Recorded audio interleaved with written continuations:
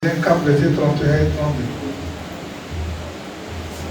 Je lis Galates, c'est un passage que tout le monde connaît, c'est ça qui est en haut là-bas. Galates 5, le verset 22.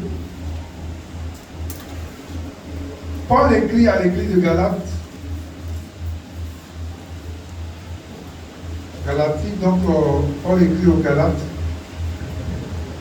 Je lis le verset 22. Il dit, mais le fruit de l'esprit, c'est. D'abord, c'est quoi? L'amour. L'amour. Et puis après? La joie. La joie. Et puis après? La paix après? Après la patience, là? La bonté. Et puis hein? La bienveillance, la bénédiction, la même chose. Et puis après, il y a la? Hein? Il y a la fidélité. Et puis après? La douceur. Puis il y a la... Vous allez voir selon les versions, mais comme il y a, c'est la même chose. Alléluia. On peut s'asseoir. Donc, je disais ici que, et je l'ai plusieurs fois répété, que ça, c'est le fruit de l'esprit. Souvent les gens se trompent, on dit les fruits. Ce n'est pas les fruits. C'est le fruit de l'esprit.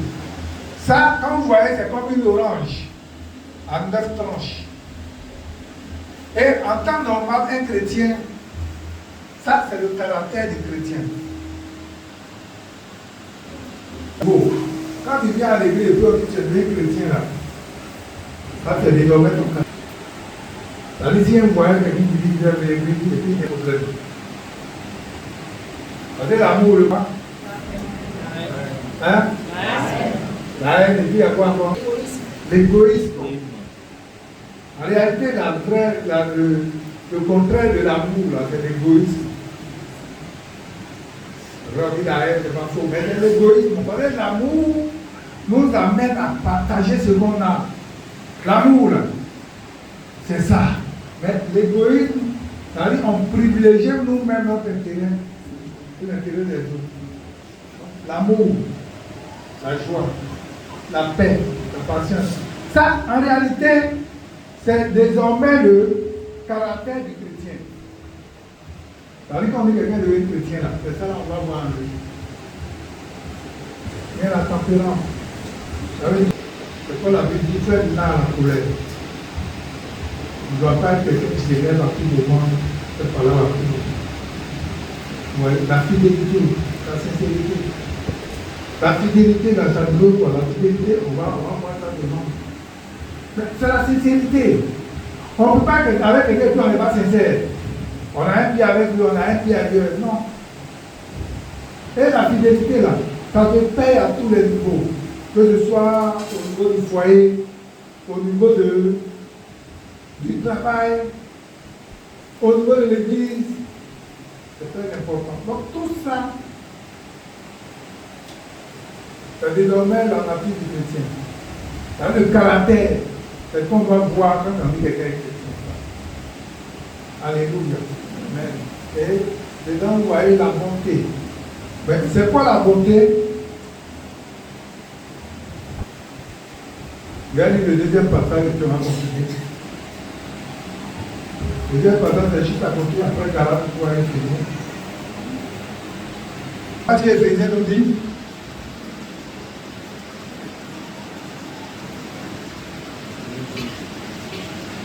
« 31 à 32. Que, Galates et Éphésiens 4, que toute amertume, écoutez-moi très bien, il dit que toute amertume,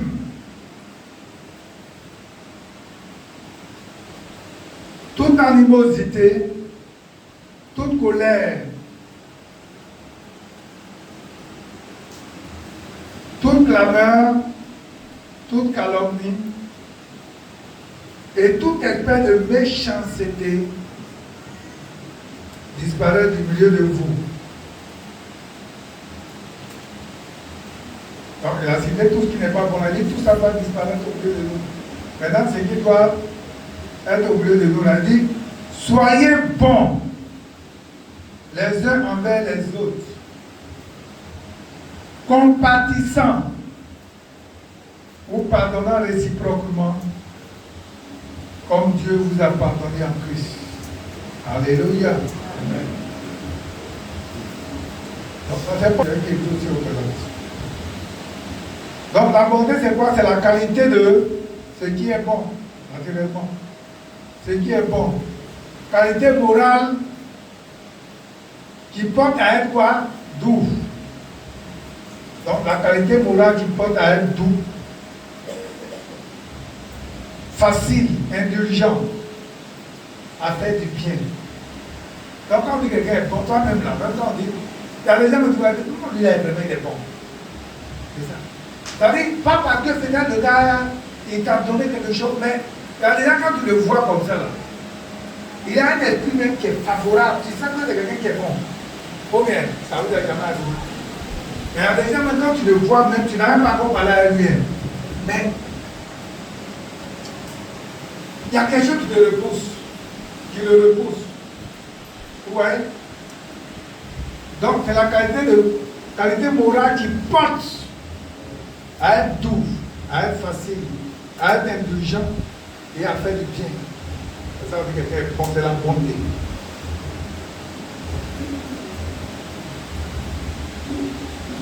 Je vais quitter tout ça et je vais prendre un exemple. Je vais prendre tout l'exemple de David. Parce que vous voyez, quand Dieu dit à David qu'il est l'homme selon son cœur, en fait, en réalité, beaucoup ne comprennent pas ce que ça veut dire. C'est-à-dire que quand Dieu regarde, parmi les hommes, il dit l'homme qui a son cœur, qui est un peu comme pour moi, là. Sinon, tous les deux cœurs sont mauvais. Il va dire l'homme selon mon cœur. Mais quand tu regardes, c'est pas faux que Dieu a dit. Je vais lire un passage dans 2.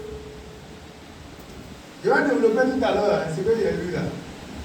Mais on va prendre un exemple. Donc l'exemple, on va prendre après, on va justifier ça après. On va prendre l'histoire de David. Comme ça va vous amener à mieux comprendre. Donc ce qu'on a dit là, on dit d'abord, il dit que toute amertume, c'est quoi l'amertume? J'ai déjà trouvé quelques définitions. L'amertume, c'est qu'il y a de quoi mordant, offensant, ressentiment, douleur. Et c'est quand on dit non, c'est l'amertume dans mon cœur. On a dit qu'on t'a fait quelque chose, tu as ça dans le cœur, c'est pas de l'amertume. Hein? Donc le Seigneur dit que toute amertume, il dit qu'il ne doit pas avoir d'amertume dans nos vies, dans nos cœurs. Il dit que toute amertume, disparaît du milieu de vous. Donc, il dit que quand on est chrétien, l'amertume là, doit être loin de nous. Ça doit disparaître du milieu de vous. Ce n'est pas forcément l'église, hein. Il ne parle de la maison. Il ne parle de toi seul, toi-même dans ton cœur, toi-même. Il dit que toute amertume disparaît de ton cœur.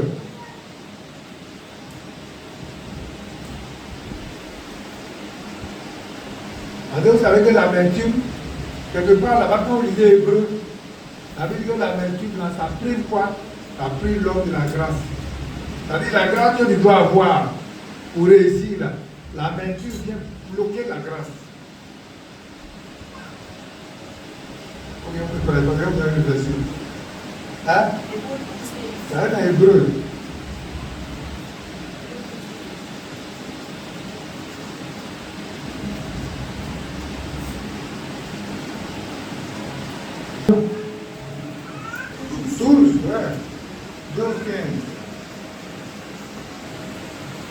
Il dit, veille, nul ne se prive de ta grâce. Nul ne se prive de la grâce de Dieu. À ce qu'aucune racine d'amertume, poussant des rejetons de produits du trouble, et que plusieurs en soient infectés. Donc en réalité, l'amertume là, ça vient te priver de la grâce de Dieu. C'est quoi Paul dit ici? Qu'il faut veiller à ce qu'aucune racine d'amertume. Ça veut dire qu'il ne faut pas laisser un petit grain d'amertume dans nos cœurs. Parce que ça détruit la grâce de Dieu. Donc quand vous voyez là, c'est toujours on a choqué, c'est toujours on n'aime pas, c'est toujours on est ceci, on aime. Moi je dis souvent. La dernière fois il a rencontré Moi, ma fête est là. Mais il y a des qui n'ont pas les parents, et puis ils sont dans la vie, et puis ils réussissent. Combien? Il y a des qui n'ont pas de parents du tout. Ils n'ont pas un seul parent qui va dire, tiens, ça va payer, puis il n'y en a pas. Mais ils se battent, il y a des gens qui se battent tout petit, se battent jusqu'à ce qu'ils réussissent. Moi, je dis toujours, j'ai dit, moi, ma vie, là, naturelle était la vertu qui me prie. C'est pourquoi je dis que personne ne se prive. C'est-à-dire, je laisse une racine d'amertume dans son cœur. Parce que l'amertume, là, ça va te priver de la grâce. Quand tous les jours ont pris, Seigneur, accorde-moi ta grâce. Vraiment, accorde-moi ta grâce, ta fait jour. Maintenant, la grâce que le Seigneur va t'accorder, s'il y a l'amertume, là, ça bloque. L'amertume est comme un portail, ça bloque la grâce. Dis-moi amertume, je continue. Amen. Donc, il parle d'amertume. Il dit animosité, ouais, animosité, c'est un amour là-bas, c'est de la chair. Quand il y a les quatrième lignes là, c'est ça qu'il y a, c'est l'animosité. Donc, chaleur excessive, une certaine violence dans le débat. Vous voyez, les gens, quand ils discutent même là, c'est tout le coup de poing. Ça, on appelle l'animosité. C'est-à-dire qu'on se comporte comme des animaux. C'est ce que j'avais dit simplement. Animosité, là. C'est-à-dire qu'on se comporte comme des animaux. C'est-à-dire, quand tu les vois, si tu les femmes, si tu vois deux femmes en train de. Ça veut dire ça là, quand vous voyez ça là, vous voyez, c'est-à-dire, ça est à côté et puis à dire. Parce que quand deux femmes font ça là, si à personne vous les discutez, vous les séparez là, forcez, là. Animosité, c'est ça, chaleur, violence, excessive, une certaine violence dans le débat. Donc il dit tout ça là-bas. Ça veut dire quand on dit on est dans le Seigneur, quand on parle, on écoute. L'autre parle, fait la vie de parler. Tout quand tu vas parler, tu parles. Voilà. Quand tu entends les débats dans les débats, il y a des débats à la télévision là, tout le monde dit que oui. C'est-à-dire qu'il n'y a aucune animosité. Et puis quoi encore? Colère, mon âme sert. Est-ce qu'on avait défini colère? Colère, c'est une réaction vive, violente. Qui blesse la colère. Donc il dit qu'on peut tout faire autrement. Quand il parle, il est inspiré par le Seigneur. Et puis partout clameur. Quand on dit clameur, en réalité c'est quoi? C'est le cri confus de plusieurs personnes. Généralement quand on est chrétien là, on ne veut pas, on ne veut pas, on veut. Quand on est chrétien, on ne se met pas dans on ne veut pas. Non. Parce que la clameur, en réalité, quand vous voyez la clameur là, c'est dirigé par ce qu'on appelle l'instinct grégaire. L'instinct grégaire, c'est quoi? C'est l'instinct de groupe. Quand on a un groupe là, tout le monde est dedans. Hein? Regardez les étudiants qu'on dit en grève. Ou bien, on ne peut pas. Si tu prends un dedans et tu dis, tu ne veux pas quoi? Et on dit, ah, on vient, nous, on ne veut pas, on va mettre les trucs dedans aussi. Mais lui-même, il le prend seul, il ne veut pas l'église et il ne veut pas là. On appelle la clameur. Donc, quand on est chrétien, on ne va pas être dans ça. Il y a quelque chose qui dit, je ne suis pas d'accord parce que mais tu n'as pas un truc de groupe. C'est pas souvent quand il y a des mouvements à l'église, il se met dedans. On dit à la rébellion, il est là, et puis il se met dedans. Il ne sait pas où les gens vont. Et puis un matin, il est oublié à un carrefour. Les gens se dispersent et puis il est là, il tourne le sang. Vous voyez? Donc, Paul cite tout ça pour dire que la clameur. Après la clameur, il parle de quoi? Hein? Il parle de calomnie. Calomnie, c'est quoi? Critique injustifiée. Inventée. Avec le quoi? Le dessein de nuire à la réputation de quelqu'un. Ouais, dans la Potiphar. Ça veut dire que la calomnie, là, on dit des choses, on sait que ce n'est pas vrai. Est-ce que tu sais, on a vu l'homme de Dieu sortir d'un hôtel? Est-ce que tu sais, on a vu tant avec tant? Est-ce que tu sais, on a vu. Ça dit, il y a des choses, on dit, ce n'est pas fondé. On dit. C'est quoi même, quand on lisait Esaïe 11, verset 3, verset 3, il parle de 8. Oui, il dit, c'est quoi? On dit. On dit. Si tu prends la maison, on dit qui a dit? Je ne sais pas. Il dit, ah, moi, c'est bien si on dit. On a fait qui?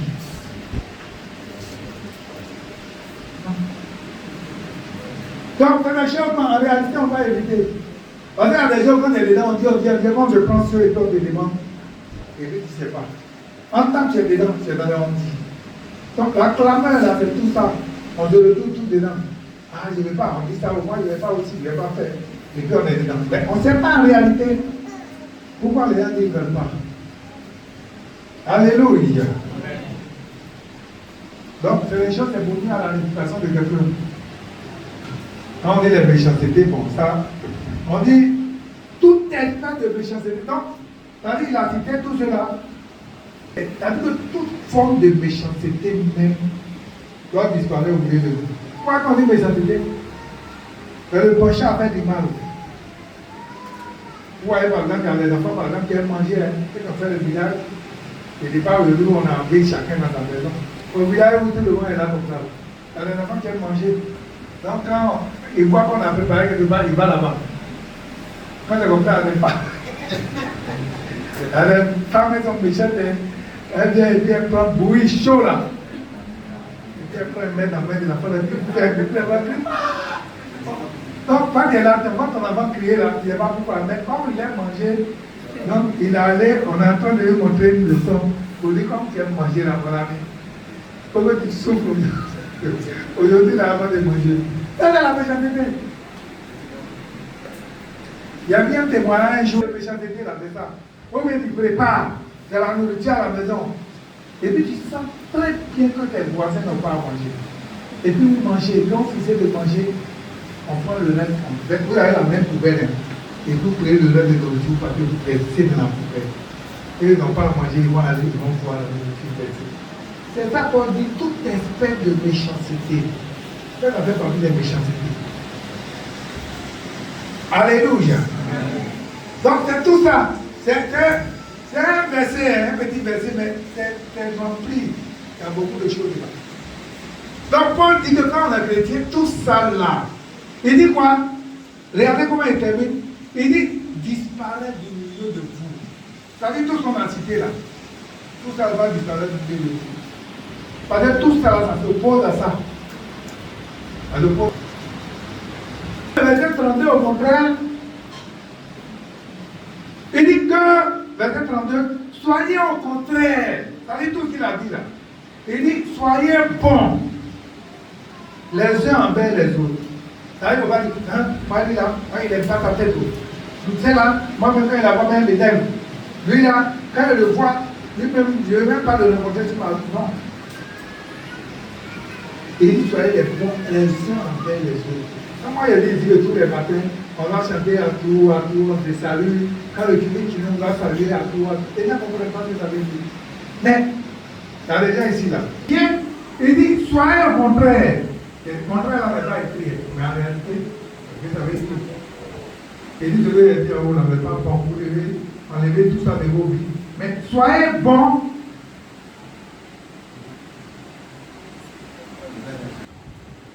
Compatissants. Compatissants. Vous pardonnez quoi? Réciproquement. Comme Dieu aussi vous a. Dieu aussi vous a. Vous voyez, c'est pas moi le bien. C'est la Bible. Donc, voyez ce que le Seigneur nous dit ici. Il dit qu'on doit être bon. Soyez bon les uns envers les autres. Et il va dire, comment on peut manifester la bonté? Je vais tomber quelques pistes. On va développer ça les autres jours. C'est long. J'ai trouvé quelques pistes, deux grandes pistes, en fonction de ce qui est là. Il y a plein de trucs qu'on peut mettre. Les deux points qui sont là, il dit, soyez quoi? Bon, compatissant, et tout quoi vous pardonnant. Comment manifester la bonté? Il dit quoi? Cultiver un cœur qui est compatissant. Ça veut dire quoi? La compassion, c'est quoi? Oh, moi, maintenant, il fait des trucs comme ça, ça veut dire quelque chose. Il avait pitié pour eux. Et puis, il les guérissait. Donc, la compassion, on a fait ça. Il dit, soyez compatissants. On doit être compatissants. C'est quoi la Bible dit que, il dit, comment on appelle ça? Dans les livres de quelque part là-bas, on dit régissez-vous avec ceux qui se régissent, mais pas pleurez avec ceux qui pleurent. Ça, c'est la compassion. La compassion, là, ça va nous appeler. Ça veut dire que quand quelqu'un a un problème, a un souci, on va vivre ça. On va sentir ça, on va pas caractère. J'ai fait pour dire maintenant. Ouais, il y a des gens qui se régissent du malheur des autres. Quand une situation arrive à quelqu'un, on ne dit pas. Dans les femmes, par exemple, ça dit que quand ton frère vit là, il faut prendre ce fardeau-là pour vivre ça aussi. Il ne faut pas être avec lui. Je ne veux pas dire ce qu'elle a dit là, c'est pas faux. Mais en fait, le mot pitié là-dedans, je voulais. C'est plus facile à comprendre. Donc, tu vas voir dans les temps à porter, c'est-à-dire cultiver un cœur compatissant et chercher à comprendre l'autre. Si quelqu'un a un problème, vous cherchez à comprendre, il faut partager ça avec lui. Il faut partager la vie avec lui. Il ne faut pas te réjouir parce qu'il y a un malheur qui arrive. Amen. Par des actions concrètes. Vous prenez des actions concrètes. Il faut offrir son aide. Tu vois quelqu'un a un problème, tu peux lui apporter, il faut le faire. Il faut offrir son aide. Il faut faire plus de gentillesse. Par des petits gestes, par des paroles. Ou aller au village. Ce sont des tests qui prennent pour faire des funérailles. C'est-à-dire des pardons littérales en Barbarie. On dit le pauvre, il n'a pas d'argent, mais quand il est là, il est là matin. Il a assis là, le soir, il rentre. Matin, il vient, il est là. C'est-à-dire qu'il n'a pas d'argent pour qu'il va donner, pour dire, bon, moi, il ne donne pas. Mais au moins, ce sont des tests, ça, il a assis là. C'est-à-dire qu'il est en train de compartir à sa manière. Est-ce que vous me suivez? C'est ça. Donc, vous voyez, il ne faut faire preuve par les paroles qui font attention aux besoins d'autrui. C'est ça la compassion. Être généreux, partager le peu qu'on a. Il ne faut pas attendre qu'on ait plus. Vous voyez, quand la Bible dit que quand Jean-Baptiste baptisait, et que les gens sont venus, les soldats, tout le monde est venu. Sadducéens, tout le monde est venu. Les gens demandaient, que devons-nous faire? Il a dit quoi? Il a dit aux soldats, vous là, allez-y, n'utilisez pas l'arme que vous avez. Ou estorquez de l'argent aux pauvres. Il ne faut pas utiliser la force que tu as pour primer les autres. Et puis il dit quoi? Celui qui a 2 tuniques, qu'il partage et prend une tunique pour donner à son frère. Il ne faut pas avoir 3, 4, 5, 6 tuniques et puis ton frère est nu. Non. C'est pourquoi quand on disait même Matthieu, quand Jésus est venu parler aux gens pour dire rendez visite aux pauvres et dans les prisons et tout ça, il dit il était nu. Pour moi, il n'est pas vêtu. Hein? D'ailleurs, on va dire, mais à quel moment, Seigneur, à quel moment tu as été nu? Il dit toutes les fois que vous allez faire des choses aux plus pauvres, chaque fois que vous avez quelque chose que vous donnez à quelqu'un, c'est comme si c'est à moi que vous faites. Amen. Donc vous voyez, c'est ça, c'est très important. Donc ça c'est la compassion. Et puis le deuxième volet, je me fie à mon texte. Je dis qu'il y a d'autres choses, mais je me fie à mon texte. Il dit, soyez compatissants, vous pardonnez réciproquement. Donc quand on dit compatissant là, ça dit qu'il faut avoir pitié, mais j'ai dit tout à l'heure, il faut pardonner, c'est dit la peine. Il faut pardonner. Vous voyez que le pardon, il y a beaucoup de choses dans le pardon. Même si vous regardez les deux livres qu'on a vu là-bas, vous allez voir. La patience est là. Si tu n'es pas patient avec quelqu'un là, tu vas te dire là, le gars peut te faire quelque chose. Un jour là, lui-même il dit t'as fait là, il va te rendre compte que t'as fait du mal à tel ou tel endroit. Mais tout ça là, dans la patience, la bienveillance, l'hospitalité, la bénignité, qu'on a vu tout à l'heure. Donc tout ça là, il faut pouvoir faire. Ça dit que il faut être compatissant. Il faut le pardon là implique aussi par la sincérité. Parce qu'il y a des gens qui allaient demander pardon, on dit non, il n'y a rien. Non, j'ai pardonné. Mais ça est dans son cœur là-bas. Ça est dans son cœur. Il y a des gens comme ça, hein. Il y a des gens qui vont avoir une situation, on va demander pardon, mais il t'attend au tournant. Il se dit, lui là, il va avoir l'occasion. Je ne vais pas le rappeler. C'est pas dans le commandement même là, on ne peut pas avec ça. Si tu veux commander à un rancune de façon sincère, c'est pourquoi nous pardonnons les uns les autres. Moi, mon grand frère, quand je parle que ça quitte totalement dans notre cœur. Il ne faut pas dire oui, il m'a fait ça, vraiment, il va pardonner tout, hein, mais vraiment faire la tombe, non. Mais c'est comme le mariage, est-ce qu'il peut avoir mariage? Non. Parfois, agir avec sincérité. La bonté authentique se manifeste dans les actions désintéressées et sincères. Donc, quand on dit la bonté authentique, là, il faut le faire sans intérêt. Ça rejoint à l'amour. C'est pas vous dire que tout ça là. C'est un bloc qu'on dit donc. La sincérité qui sort dedans. Il y a l'amour qui sort dedans. Patience sort dedans. Il faut s'impliquer dans la communauté. Être membre actif. Et aider les personnes dans le besoin. Dans l'église là. Il faut s'impliquer. Tu vois ton frère. Dieu peut te donner un message de ton frère. Quand tu vas déléguer là, tu m'appelles, je l'emmène à la maison, tu vas le voir. Il faut prier. Ah Seigneur, je vais te voir, je vais comparer un temps de prière. Vous priez. Tu peux ne même pas lui dire complètement ce que le Seigneur t'a dit. Si tu vois que sa foi est stable, tu peux lui dire, mais tu peux venir et vous prier. Si Dieu te dit de prendre un temps de jeûne, tu prends un temps de jeûne pour le frère, pour la soeur. C'est ce que le Seigneur nous dit. Il faut le faire en dehors de toute vengeance. C'est pas on va voir un exemple pour terminer. On va voir l'exemple de David. 2 Samuel 9. Il n'y a pas de mots.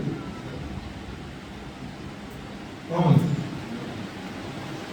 2 Samuel 9.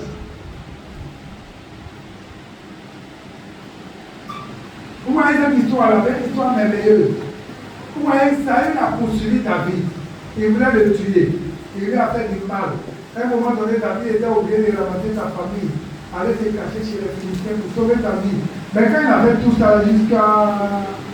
Et puis Saül est mort, il est venu s'asseoir sur le trône. Regardez ce que David va dire. 2 Samuel 9, verset 1. David dit, il a assis avec ses hommes et dit leur pose la question. Reste-t-il encore quelqu'un de la maison de Saül pour que je lui fasse du bien à cause de Jonathan, mon frère? Il y avait un serviteur de la maison de Saül nommé Siba, que l'on fit venir auprès de David. Le roi lui dit, es-tu Siba? Il répondit, ton serviteur. Le roi dit, n'y a-t-il plus personne de la maison de Saül pour que je juge envers lui de la bonté de Dieu? Parce qu'en réalité, la bonté là, nous-mêmes, nous n'en pouvons pas faire. C'est Dieu qui fait qu'il fait à nous agir avec bonté. Non, il ne peut pas agir même dans les choses. Donc il dit, agir avec lui de la bonté de Dieu. Et Siba répondit au roi, il y a encore un fils de Jonathan, perclus des pieds, c'est-à-dire il est handicapé. Le roi lui dit, où est-il? Et Siba répondit au roi, il est dans la maison de Maki, fils d'Aniel, à Lodébar. Lodébar, c'est comme un quartier, comment on appelle ça? Voilà, ma côté, un quartier vraiment. Donc on dit non, il veut la famille à Lodébar. Le roi David envoya chercher dans la maison de Maki, fils d'Aniel, à Lodébar. Et Mephibosheth, fils de Jonathan, fils de Saül, vint auprès de David, tomba sur sa face et se prosterna. David dit, Mephibosheth, et il répondit, voici ton serviteur. David lui dit, ne crains point, car je veux te faire du bien à cause de Jonathan, ton père. Je te rendrai toutes les terres de Saül, ton père, et tu mangeras toujours à ma table. Il se prosterna et dit, quel ton serviteur, pour que tu regardes un chien mort, tel que moi. Le roi appela Siba, serviteur de Saül, et dit, je donne au fils de ton maître tout ce qui appartenait à Saül et à toute ta maison. Il cultivera pour lui les terres, toi, tes fils, tes serviteurs, et tu feras les récoltes, afin que le fils de ton maître ait du pain à manger. Et bien, Philothèque, fille de ton maître, mangera toujours à ma table. Alléluia. Vous voyez cette histoire? C'est une histoire merveilleuse. David, quand David est venu là, il n'a pas dit, ah, je vais rendre compte, je vais me venger de Saül. Non. Il demande s'il y a encore dans la maison de Saül. Qui est Saül était mort avec ses fils? Pourquoi je lui fasse du bien à cause de qui? Jonathan. Avec Jonathan qui est mon ami. Jonathan là, la Bible dit que l'âme de David était attachée à l'âme de Jonathan. Il s'aimait l'âme. Vous voyez, amour, il y a âme dedans. Un âme était attachée l'une à l'autre. Et David dit que quand Saül va mourir et que David va venir il pourrait dire, lui, il m'a fait du mal, il va exterminer toute sa famille. Il n'a pas dit ça. Il dit, est-ce qu'il y a encore quelqu'un dans la maison de Saül pour que je lui fasse du bien, pour que je manifeste la bonté envers lui? Lui, il n'a pas regardé à tout qu'il a vécu avec Saül. Ce n'est pas ça qui est important. Mais si aujourd'hui Dieu m'a fait la grande dette là, c'est que je puisse faire du bien. Et c'est ce que David a dit à ses frères. Samuel a dit à Joseph a dit à ses frères. Il dit, vous avez médité de me faire du mal. Genèse 50, c'est ça, non? Verset 18 à 20. Mais Dieu a changé en bien pour changer ma vie aujourd'hui. Donc vous voyez, il dit, vous avez médité, c'est bien sûr, vous avez prévu de faire du mal. Dans votre entendement même, c'était pour planifier ma mort. Mais Dieu m'a épargné. Pour que moi aujourd'hui, là, je ne me venge pas. Mais au contraire, que je vous fasse du bien. Je prie aider vos enfants. C'est comme ça que David va agir.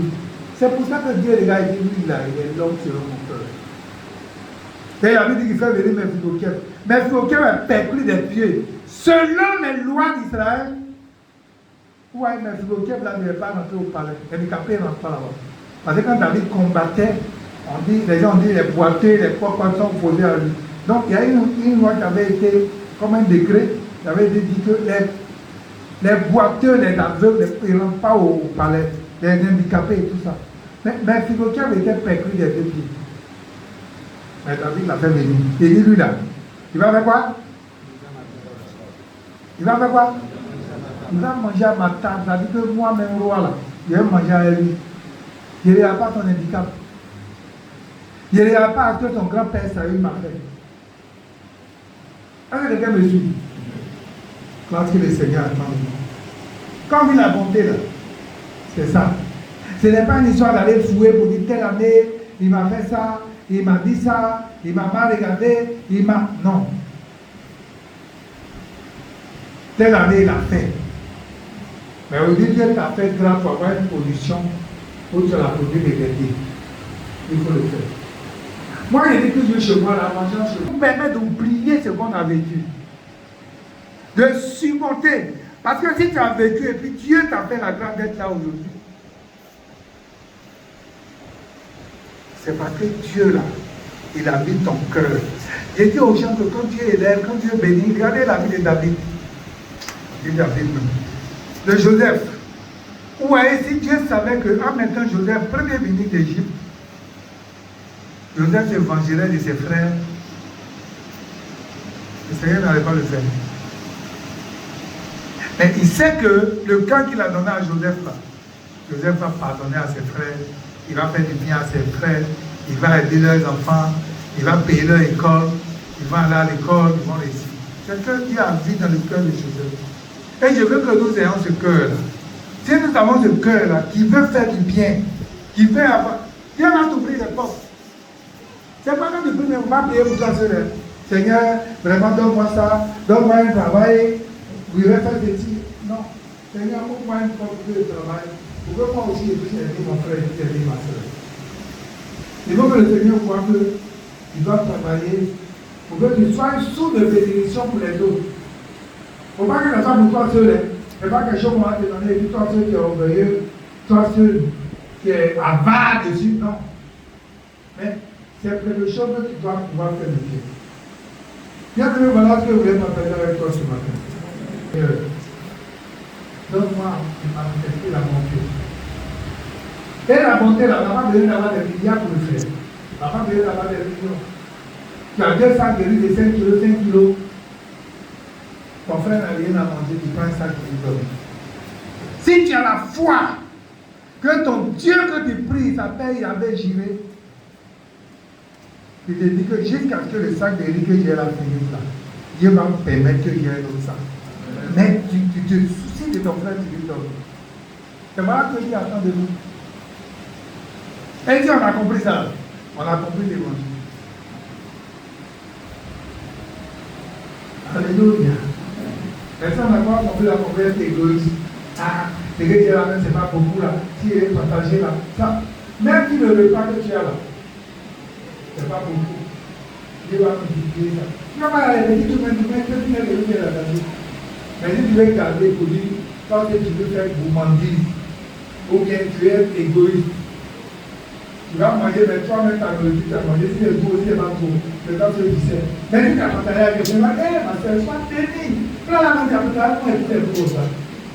Tu vois, maintenant, tu as mangé. Le Seigneur te délivre de l'esprit d'égoïsme au nom de Jésus. Amen. Donc, il y a même voilà que je voulais partager avec vous ce matin. Et pas sans plus tarder, va lever la voix et tu vas dire merci au Seigneur.